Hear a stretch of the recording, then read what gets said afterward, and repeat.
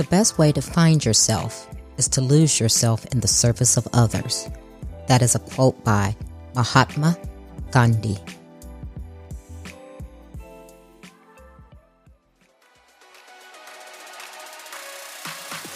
Welcome to Trina Talk. This is the podcast where guests share their stories of pursuing their passions, living a fulfilled life, and empowering others. Each week, I talk with inspiring leaders, business owners, and people with amazing stories from around the world in unscripted conversations as they share their successes and failures. This podcast is all about empowering you to keep striving in your personal and professional life. I am your host, Trina L. Martin. Hello, welcome to episode 109. The topic of this week's episode is Be a person of value, not of profit. My guest this week is Alex Sanfilippo. Alex is the host of Creating a Brand, a top 20 entrepreneurship podcast where he interviews successful leaders and experts on topics that matter to entrepreneurs who want to grow faster, both personally and professionally, while saving time and money in the process. He is also the founder of Podmatch, which is a service that connects podcasters and guests. Hi, Alex. Welcome to Trina Talk. Trina, thank you so much for having me. It's an honor to be here with you today. I am glad to be speaking with you because we connected. You have a site called Podmatch. Is that correct? Correct. Yes. And we did connect there, didn't we? We connected in the messaging back and forth. That was nice. Yes. I'm glad to see it working. Yes, we did. But before we go into that, tell the listeners who Alex is. Give us a little brief synopsis about your journey and how you come to be, one, a podcaster, and now you've developed this site for podcasters. Tell us how that all came to be. Yeah, it's a super long story. I'll summarize it and hopefully be able to get into a little bit there. But I've always been somebody who's really just enjoyed the act of creating when it comes to business. A lot of people that are creative from a more traditional use of the word, they're people that are maybe artists or musicians or people that can design or decorate, any of those type of things. I've always been able to make a business work and systems around different things. So that's kind of been my creative element. Ever since I was a kid, I've really enjoyed the act of just creating something and bringing a profit from it. Is fun for me. So I've always enjoyed that. So from a young age, I actually started working in business and all the way through. I mean, it's been something I enjoy and it's my creative element that I can release. Personally, I believe in Jesus and that is what I've based my entire life on. So for me, I am a person of service. So once again, my craft, my creativity is what I can offer to the world. And I do so for the sake of others, not for myself. If there's one quote that I always use, it's that I seek to be a person of value, not a person of profit. My goal is to help the world be able to find their passions and what they want to do with their lives and to ultimately live the best version of themselves. And that's a brief overview of Alex Sanfilippo for you there. Wow, that's a good overview. Being a person of service, and I am as well. I think that's great. It's always better to give than receive, isn't it? Yes, 100%. Yeah, it's amazing to me how many people walk around with their hand closed and wonder why nothing is ever coming to them. So being a service is the thing. So let's get into your love of podcasts. Now, is this what you do full time? It is not actually. I've been in the aerospace industry for about just over 15 years now. And that's something that I really love. And I've been in for a long time. Now, it is big corporate. So the creative element that I like has disappeared more and more every single year that I've been there as the company has grown. It started off as a much smaller organization, and today it's a multi-billion-dollar publicly traded company. So I've worked my way up throughout those years, and again, when it started, it was pretty small, and it's worked its way up to be pretty massive. And there's a lot more. I don't know how to say this in a nice way, but basically politics involved in the company. As it gets bigger, and there's shareholders and things like that. So for me, the creative element really hasn't been there for the last few years. And although I still really do enjoy the work, I decided that podcasting looked like a lot of fun. So a few years ago, I decided to go ahead and get started in this space. And I've loved it ever since. But for me, it's definitely something I consider to be a side hustle. It won't be forever, but for right now, I have not had to choose between the two yet. And I'm not quite ready to do that because I love both so much. But yeah, so podcasting is the side hustle and aerospace is the main gig. Wow, aerospace engineer. Wow, you're a big brain. So that's great. So It's funny. People think I'm an astronaut usually. They're like, are you an astronaut? Not because I'm smart, but just because that's what the assumption is. And then if I'm not that, then I'm a fighter pilot. And if I'm not that, I'm a skydiver. I sit behind a computer all day, if I'm going to be real. So yeah, you're like, it's not as great as you think it is. right. I know. So you have the podcast and it's called Creating a Brand. And it's an entrepreneurship podcast. So tell me what drove you there? Yeah. So again, kind of going back to my past where I've just always been somebody who's loved business. I've had my own businesses in the past and I've been on boards of others and been able to help people along the way just when they're starting up their side hustle. Like, how do I even have the time to do a full-time job and something on the side? I've been able to help a lot of people in that space. And I found myself writing a lot of blog posts about it, doing a lot of coaching in that area as well. And when I saw podcasting, for some reason, it just clicked. I saw them like, that's where I should be sharing how to take that first or next step in business and make it a successful one. And that's what the entire idea of creating a brand is. It's just, can I help people that are earlier in their entrepreneurial journey take that first or next step and make it a successful one? And that's really what led me there, was just saying, oh, I think I can help in this area. And the podcasting space looks like just the best area to do this in. And it definitely has been. It's been very rewarding. And I've been able to help a lot of people along the way. Wow, that's great. So you took it to another level instead of just doing it one-on-one or on an individual basis. You actually said, okay, I'm going to put this out for other people to consume and be impacted by. And I think that's really great. Do you coach? Do you do coaching, or is this just your love? You're just like, you know what? I just do this. You're not doing it for the profit. You're just going out and said, this is my wisdom, things that I've learned throughout the years, and I just want to share. It's a little bit of both. And actually, I have guests on the podcast. So a lot of the guests, they're far smarter than I am. And that's a good thing, right? So I'm able to bring them on and we kind of all get free coaching from them, if you will.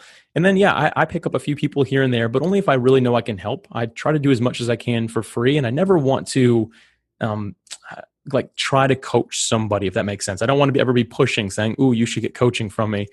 I try not to do it that way. But if somebody really thinks that I can help, and I look at it as well and realize, yes, I can help, and there's a reason that we could work together, then yeah, I'll make that happen. But the majority of the time, I'm able just to point people in the right direction, and maybe they don't even need to spend the money on coaching initially, although I always believe in coaching, but I want to make sure that they find that right person instead of just me, right? Does that make sense? I don't want it to just be who I am, because I'm not always the right fit. No, totally. Exactly. That makes great sense. And most good coaches or doctors or whatever will say, I want to see if we fit each other, before they're just saying, oh, because all money is not good money, and every True. client is not the client for you.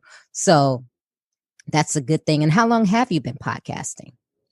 I've been podcasting for, I think I'm in my 4th year now. I have one other podcast. So I have 2.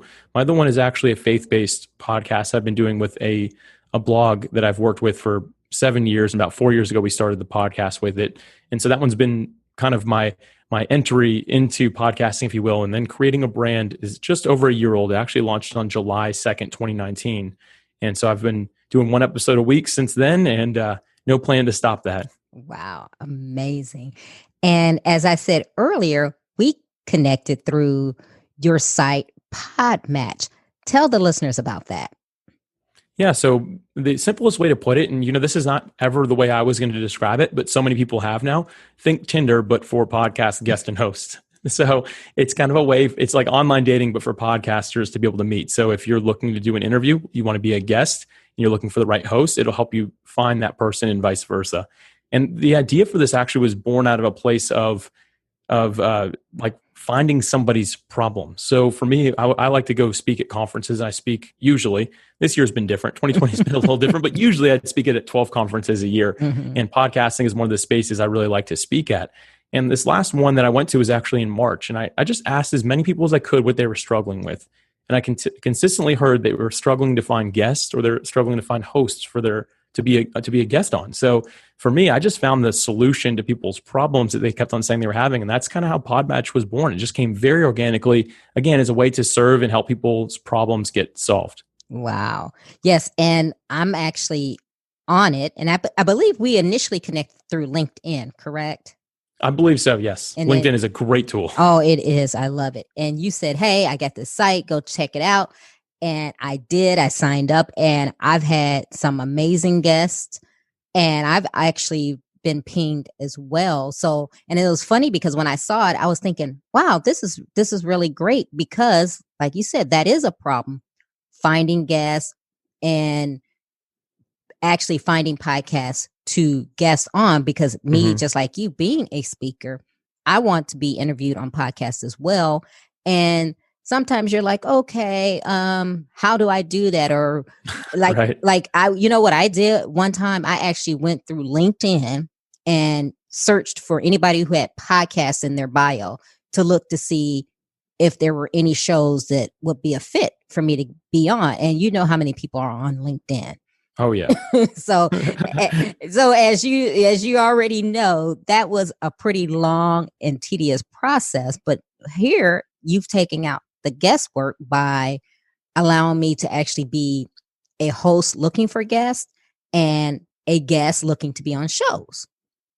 Yeah, I'm glad you've enjoyed it. And I have to say this for the audience today, because I'm sure by the time this goes live, you'll be well past 100 episodes. But doing 100 episodes of a podcast puts you in the top 0.1% of all podcasters from just doing that alone. It is a lot of work, as you know, to put together a podcast. It's a labor of love. It's the only way I can really describe it. It's because we really care. So having a tool to help a little bit is a great resource for us all, and including myself. Yes, it is. And what's really great is, do you have a fee that's associated with maybe a higher tier, or is it strictly free? Yeah, no, we do have a higher tier. We wanted it to be free for 90% of podcasters. And the way I put it is that 90% of people should never even think about upgrading. They wouldn't need it. There's obviously the power users in any industry you're in, but they're the ones that really want to take things as far as they possibly can, and they give it 110%. And those are the people that would want to upgrade. But the majority of it, again, it's going to be free for most users. Okay. And so the paid version, what's the difference between the paid and the free version? Yeah. So the first thing I want to mention with that is we didn't want to have upsells. So I didn't want anyone to upgrade because they want more features. It's all the same features. It's just more quantity. So you can do unlimited matches, unlimited searches, and you can filter by a few different things. But the way it works, the way it feels, the way it looks is all the same, whether you're a pro member or just a regular member. So we want to make sure it was just basically an unlimited plan. And again, only about 10% are ever going to really need that. And most people, the free version is going to work great. And the reason we did this actually is because, again, we wanted to be of service. And one of the first weeks we started, I had somebody reach out to me like, oh, I was so excited to sign up. And then I saw you had an upgrade plan. So I'm not really excited anymore. And I had the opportunity to tell them, no, you should still use it, but they're just so used to other services where it's free, and that's just so they can get you in, and then you have to pay to do anything, right? We didn't want to be that. Again, it kind of goes back to the whole thing. I want to serve the podcasting space. This is where I'm at, and this is kind of the way that we found to do this well. Right, and that's really great because, like that person, so many sites and things out there say, oh, it's free. And then you get it and they're like, oh, it's free for 7 days, or, and then you have to pay. And then you're like, oh, here's another pay site, or you find that you're really not getting the value out of it. So it's very interesting how that goes. But I'm really so far really liking Podmatch. It's really, oh, thank you. It's really glad to hear that. Yeah. And now, is this something that you developed yourself, or did you have someone that's co-developer with you? Did that work? Yeah, actually, I'm really thankful to have a big network of people, and this goes for networking in general. What I'm about to share, I've always been very intentional with the people that I meet. So at conferences and any networking event I attend, even if it's an online one, I try my best to really sit down and get to know the people, write down their information, because you never know when you'll need somebody. The person who's actually my partner in this, it's a 50-50 partnership, but it's somebody I worked with years ago. Had the opportunity to work with them on one of their projects. And when I had the idea for this, it's the first person I reached out to. I just said, hey, do you have any capacity right now to do some development work for me? Because I'm not a developer. I have the idea. I have a basic understanding of where I want it to go. I can do the marketing side. But I need somebody to actually build it. And the guy actually started the same day I pitched it to him. So Mm. we sat down, and again, we'd worked together before. So doing the contract side of things was really simple for us. We knew the drill, but it was somebody I had known. But again, you never know who you know and what that Mm-hmm. future is going to look like. Because if you'd have told me I met this guy over 10 years ago, if you had told me 10 years ago we'd be working on this together, I'd be like, what are you talking about? But here we are today, and he's doing the development work side of things, and I'm providing feedback, working with the customers and all that. And it's been a really, really fun project for us. Wow. And let's talk about that, because since you love business and entrepreneurship and leadership, let's talk about networking, because that's something that's near and dear to me as well. Like you said, you met this person years ago and then you realize reconnected and now you have a partnership together. How important is that when you're a entrepreneur? Just say, um, someone is just starting out and they're thinking, well, I'm a solopreneur. I don't need to have partnerships or things like that. Talk about how important it is to network. Oh, it's so important. There's so many of us that think as self-employed entrepreneurs or somebody that's doing things solo, we get this really independent feeling internally. We want to be independent. We want to be out of the big corporate and things like that. And I understand the feeling, but far more powerful than independence is something called interdependence. And it's where you understand where you fit in. And when you're interdependent, you understand that you can't do everything by yourself. And this is when we get into people that are willing to delegate things, to automate tasks, to actually build a team around what they're doing, whether it's a staff team or contractors, whatever it might be. It's when we really learn those things. We go so much further when we're together. Actually, there's a great quote by Helen Keller, and it says, alone we can do so little, but together we can do so much. And I've always found that to be so true in my life. So for me, networking, again, it's been so important. And I don't network with the idea behind it of, oh, I need to find this person, this person, this person because I need them. Mhm. No, what I do is I walk into these networking events as someone seeking to help connect other people. If you walk into a networking event and you want to be that connector, I'm telling you what, no one forgets that person. I was recently talking to actually a friend of mine. Her name's Cheryl, and she mentioned during a talk, she was speaking somewhere, and I was listening to her talk, and she said that recently somebody who she met at a networking event years ago called her and asked if she knows anyone who does roofing. She is a she's a podcaster and a marketing person. Mhm. And she's like, isn't it weird that that person called me for that? And people were like, yeah, that was really weird. In the audience, we're all kind of like, yeah, that's kind of strange. And she said, I loved it because that person knows me as someone who has the answer, who connects them to other people. And she goes, and sure enough, I met a roofing guy years ago at a networking event. I was able to connect the two of them. So when Wow. you're that person that walks into an event saying, hey, I want to connect some people, and even if you can do it in real time, when you're in a room and you can put two or three people together, I am telling you that adds so much value to people that they are never going to forget you or that impact that you had. So networking, again, so important, not just for yourself, but for other people as well. Wow. That is totally amazing. And it's funny because in my book, I talk about a networking, but I talk about an experience that I had where I learned the value of networking.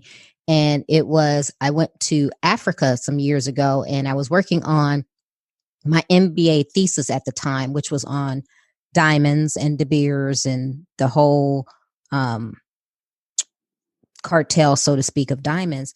But I went Mm, to Africa, and at the time, my ex husband, he was there working on his doctorate dissertation, and he was sharing a room with a not sharing a room, but renting a room in a house from a woman who was a socialite. This woman was very well connected. But anyway, I got there, told her what I was working on, my MBA thesis, and we were in Botswana where De Beers, their main offices are in Botswana. And I was just telling her I was working on that. And she's like, oh, okay. The next night, her, my husband, and we went to this function, this social function that had some very high level people there. And she goes off and she comes back to me with this gentleman who's dressed in a suit and everything. And she does the introductions. And I'm going, okay. And she goes, looks at me and she tells the guy, she's like, oh, she's working on her thesis, which is on De Beers and diamonds. And then she looks at me and she goes, oh, and this is so and so. He's the VP of De Beers. And oh, I was like, wow. what? Wow. Yeah, she was. And then this guy, consequently, he was like, oh, you're doing this. You want to take a tour of the diamond mines. But that all came out of just networking. Like you said, I didn't go into it thinking anything about it or Mhm. thinking that she had any connection. I didn't know who she was or what she knew. I was just sharing in conversation what I was working on. And sure enough, this is who she connected me with. And I was just like, wow. I was like, I would have never in a million years thought that I would meet the VP of De Beers.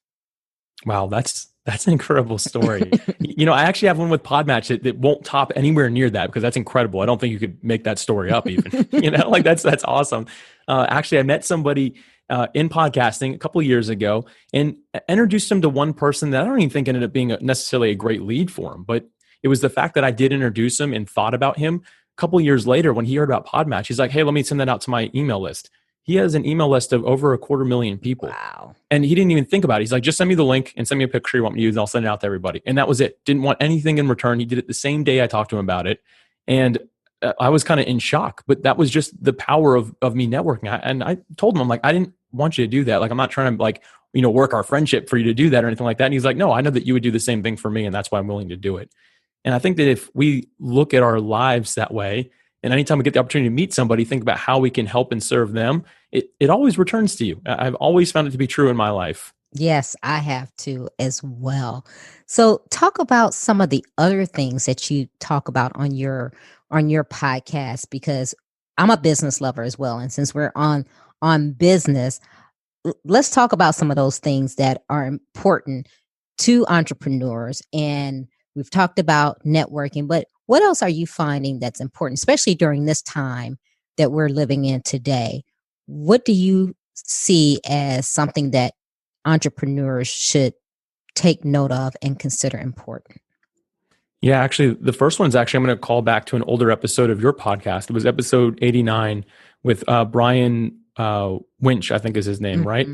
And he talked about simplicity, and you used a quote in there from Leonardo da Vinci: "Simplicity is the ultimate sophistication." And I think that I want to encourage the listeners today to go back and listen to that episode. I'm not going to get too much into simplicity because you have a fantastic episode on it already, but go back and listen to that one after this. Simplicity is so important. We overcomplicate everything we do in today's world, unfortunately. There's a million ways to do things, and your job is really to find the easiest way and do it that way. So aside from simplicity, which is really important, I'm going to kind of go to the other side of this thing, which is focus. We are such a distracted world. I mean, are we not? Like, distraction is everywhere, isn't it? Yes. It's not uncommon that I'll talk to somebody and they'll tell me they're having trouble focusing on their work when they're at home, because everyone's working from home right now and they're just having trouble. And I ask them, okay, well, what's going on in your house? Where are you working at? I'm sitting on the couch. I'm like, okay, is the TV on? They're like, yeah, the TV's on. And I have music in my earbuds, and I have, my phone sitting right next to me, my computer, my laptop. And I'm like, my laptop in my lap. I'm just sitting there on it. It's like, oh my gosh, like, no wonder you can't get anything done. Like, you have distraction everywhere. You're looking at the TV every 2 minutes and you're changing your song every couple of minutes. We're just so distracted. And because of that, it's really hard to get anything done. And there's actually something that Robert Kiyosaki says. He uses the word focus and as an acronym: follow one course until successful. And I love that. I think it's so good. And so for me, I've really taken that seriously in my life, to follow that one course until successful. Focus on that one thing. And I think that if there's one reason I've been able to do the amount of things I'm able to do, there's people with more than I have. Like, I don't have any kids or anything like that. I'm not in school or anything, but I do have a full-time job in aerospace. I have a podcast, which is, as you know, is pretty big deal, right? It's a lot of work. And then I have Podmatch. So these three things are kind of what I'm devoting my time to. And some people are like, how on earth do you do that? And the truth is, I've just really learned to somewhat at least master the art of focus, where I don't have distraction. Like right now, my phone isn't in arm's reach of me because I want to give you, Trina, my full attention. And if I was working on a project for Podmatch, trying to figure out like the next big release we're going to do, same thing. My phone is gone. I'm not going to go walk around or anything like that. I'm going to stay focused as long as I can. And I think it's just really a lost art in today's world. We all say we're so busy, but if we really stopped and thought about, are we giving focus and our full attention to any one thing?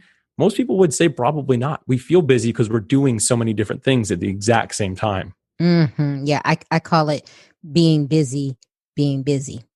So true. That's it.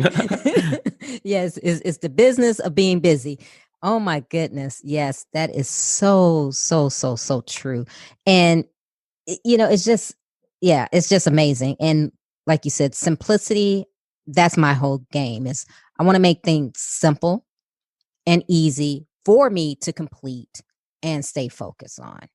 Hmm. And I don't think, like you said, I think we're have so many distractions, and I think multitasking is a myth.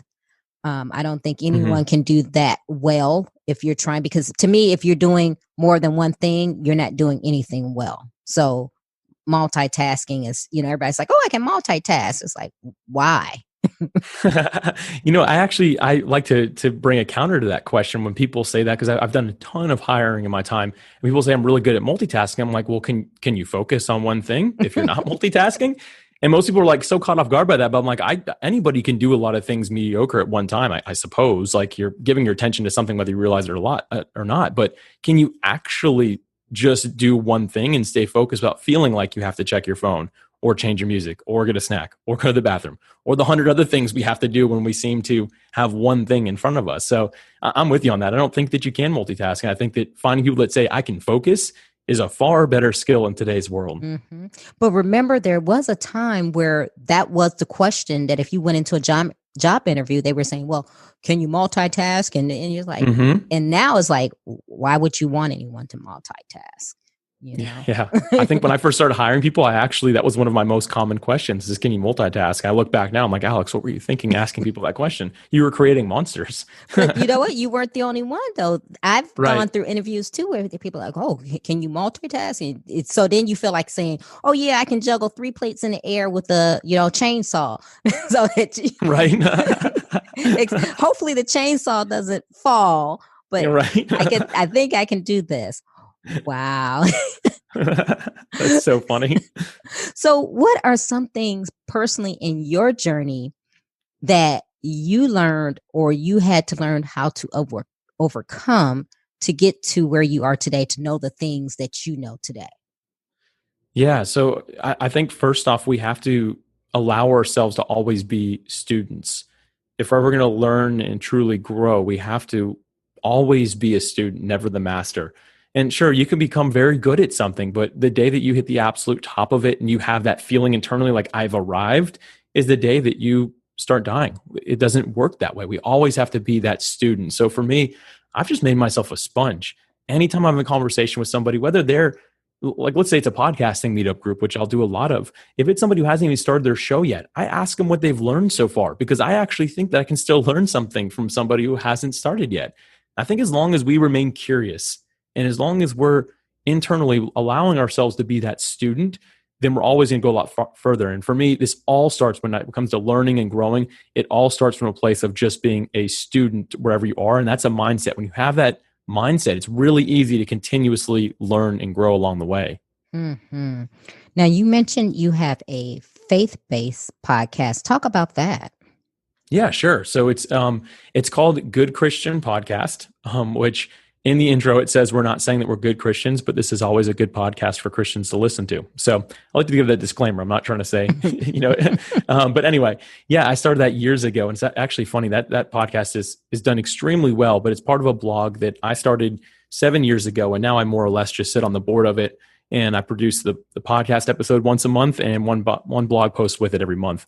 But it's got about just over 130 authors that write on it. So it's a global blog, and it's been really fun to be part of. But I'll tell you what, if you go back to my first episode of that, I'm sorry if you listen to it because I've learned a lot along the way. It didn't start off so good, but years later, I feel that I've gotten pretty good at doing a solo cast like that, and then creating a brand was kind of what I built after that. But regardless, yeah, it's something that I'm really passionate about, and that website's called Daily PS, stands for paradigmshift.com. And it's really something that is just important to me and the other 130 people that do that. It's something we do because we just want to impact the world in a positive way. And we've found that leading them to Jesus is the best way for us to do that. So we've always been very focused on that. And it doesn't have any marketing. It doesn't have really any selling point at all. It's a completely free platform. And every time I meet with somebody, they talk to me about like, you need to monetize this, but it's just not something that we've felt called to do. So we've left it exactly the way it is. And it's really helped and supported a lot of people. Nice, nice. Yes, as a Christian myself, I like having things that, yeah, are positive, because I think there's along with the noise, there's a lot of negativity in the world. Hmm. And my main thing is to have peace of mind. And sometimes it's great just to turn off all those other things and people saying crazy things and just tune it into something that's going to feed you and uplift you. Yeah, that kind of goes right back into learning. You have to be positive with whatever you're trying to learn, whatever you're trying to do. And for me, uh, I learn a lot quicker when I'm in a positive mood. I don't. There's probably some science behind that, but Trina, I don't know it personally, but I'm sure that science exists. But for me, is if I'm in a positive mood and surrounding myself with positivity, I seem to learn and retain much better. So I always make sure that I surround myself with that. And of course, there's negativity in life, and it happens, but when I'm in a mode of wanting to learn and develop myself further, I make sure that I'm in that positive mode where I know that I'm doing something to actually give to myself and to help myself in the long run. Hmm. Wow. So this has been great. Now I'm going to segue into the question portion of the show. Are you ready for that? I think I am. I'm pretty sure. I usually say that to people and they're like, okay. Challenge accepted. I'm ready. All right. Okay. Who or what motivates you? I kind of mentioned it already, but my relationship with God, that's the big thing for me that really motivates me. And then aside from that, my wife is a big reason that I do the things that I do. Great. What demotivates you? Man, negativity, feeling like I'm not actually helping people. Those are the type of things that make me really feel like I need to change something. Okay. When was a time that something was said or done to hurt you, but it worked out for your good? Yeah, I'll go back to my dating years. I've been married for 8 years as of just a couple days ago. But back when I was dating, I remember I got rejected at one point, and it was my first time getting rejected. And I was like really upset about it. It really hurt me a lot. But then I looked back, and it actually ended up being what really caused me to grow because I, for the first time, decided to get to know myself a little bit better instead of always tying myself in relationships. And again, much younger version of me, but that was one of the probably most positive negatives in my life, if you will. Hmm. What is your fear? Not really leaving a legacy, not leaving an impact, and really helping somebody in life has kind of always been something that keeps me up at night, if you will. Hmm. Is there a time when you wish you had done something that you didn't? Yeah, a couple years ago, I was actually checking out at a store. I was waiting in line, and as I was getting closer, I could tell the person behind the counter she was really not having a good day. And so I got to her. I wanted to encourage her, and didn't really get the opportunity to. But I asked her, I'm like, "Hey, everything all right?" And she's like, "Oh, I was trying to fill up my car with gas, and somehow it just spilled all over the place." And she's like, "It was like $70 worth before I knew it." And she goes, "And Oh, this job's all I got, and I just don't have the money for that." And I just told her I'm sorry, and she felt a little bit encouraged. She's like, "Hey, thank you for taking time to ask." But for some reason, I knew that I needed to give her $70, which I had in my wallet, and I just didn't. And that actually haunted me for a couple of years after that, which I know is kind of weird, but it's one of those times I just didn't listen to that internal voice that I was supposed to give to that person. And that's something that again, I regretted that for a couple of years. It really stuck with me for some reason. mm. Is there a time that you wish you had not done something? Yeah, there's probably more of these times, but I think that I'm somebody who historically has said yes more than I've said no, and it should sometimes be the opposite. But there's some people that I have said yes to with helping start their businesses, only to find out that they really didn't have any good intentions with what they were doing. They used it to actually hurt more people than to help more people. And I definitely feel that I enabled. There's a couple people in particular that will remain nameless, but Hmm. that I really thought I was doing a service to them, but they were doing a disservice to the world. So it turned into now me vetting what I'm doing a lot closer because I don't want to be supporting that type of thing. Yeah, I've had that too.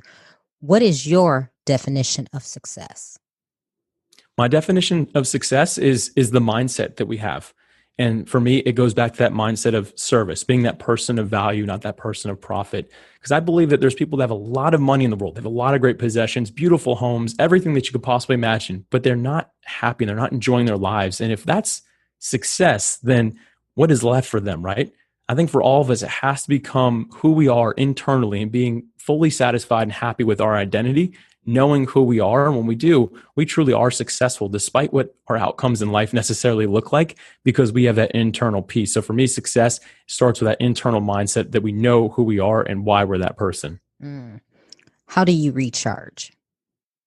For me, it's being around people. I'm an extrovert, so I love being around my friends, and that really recharges me. Certain areas, I love being at the beach. I live less than 10 minutes from the ocean in Jacksonville, Florida, and I absolutely love being out there. And then playing sports. I love soccer. I love working out. Those type of things are really fun for me and recharge me. Mm. What are you awesome at? I'm great at connecting people. As we talked about a little bit, I'm great at that. I'm actually really good at business as well. And learning how to systemize things is something that has come very natural to me. What legacy do you want to leave? I want to leave the legacy that that life is about more than each of us. I think that we look at today's world and it's a really hateful place. And I hate to even bring that up because it's just a really bad time even right now. But I think we just don't have empathy for one another. We need to be able to put ourselves in other people's shoes and not just look at our world from our own perspective and saying, this is right and you're wrong. We need to be able to look at people and say and see the good in each and every one of them. So for me, what it means is to love people and to help the world become a better, healthier place. And I think all that starts with us being empathetic toward each other and loving each other. So the legacy I want to leave is just those things. I want to make sure that the people around me feel that for me, but also that I'm able to teach them and leave that influence in their lives so they can go love and have empathy with the world around them as well. Mm. You've said so many inspirational things, but give the listener one motivational takeaway. Yeah, I think that whatever it is that you're doing with your life, whatever it is that you want to do and whatever you feel like is holding you back, you need to let go of those things because a lot of it's just our own mindsets that really hold us back. And the way I like to say this is that each of us has greatness and creativity within ourselves. So for you today, the listener, you have greatness and creativity within yourself. Don't ever let anybody tell you otherwise, no matter what you've heard from your family, your friends, the people around you, the workers that you work around. Just know that whatever it is that you have within yourself is greatness and creativity. You can use it to impact and influence the world. And don't let anyone ever tell you otherwise. And surround yourself with people that believe in you. And I promise you that you're going to live a life full of success and freedom. Mm. Tell the listeners how they can connect with you. Tell them about your podcast, Podmatch, and any other avenue that you would like them to connect with you. Sure. Actually, I've made this really simple. If you just visit creatingabrand.com, everything is right there. So if you're looking for me, you can even find ways to contact me directly. I keep everything in that one space. So there's not a lot of looking around. My social links will be there, but I'd love to hear from anybody if you're interested in chatting a little bit more. But again, that's creatingabrand.com. Wow, that was easy. Right? Well, Alex, I really enjoyed our conversation. It's been so inspiring and refreshing. Just because of, like I said, the day that we're living in with the pandemic and so much negativity and hatred that's going on in the world, it's really nice to connect with someone who's like-minded and who's trying to do positive things in the world. So I just want to say thank you. Yeah, thank you for having me, Trina. I really appreciate it. And thank you for your service and being that person of value as well. I really look up to you and I'm thankful for everything you're doing with this podcast. If you like Trina Talk Podcast, please don't forget to go out to iTunes and rate it 5 stars and leave a review. Also, who else in your life do you know that needs some motivation and inspiration in their lives? Don't forget to share Trina Talk with them. I hope you have a great week. And remember, if you change your mindset, you can change your life. Keep striving because success is a journey, not a destination.